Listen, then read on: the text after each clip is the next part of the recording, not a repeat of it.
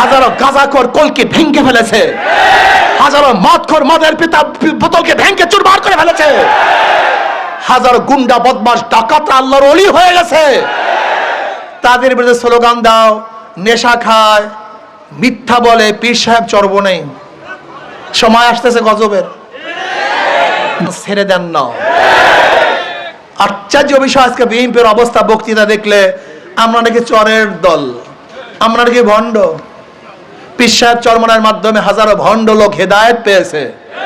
আশা করি ইনশাআল্লাহ এই কাফেলার মাধ্যমে তোমাদেরকে হেদায়েত করা হবে ইনশাআল্লাহ। সময় আসতেছে ইনশাআল্লাহ, অপেক্ষা করো।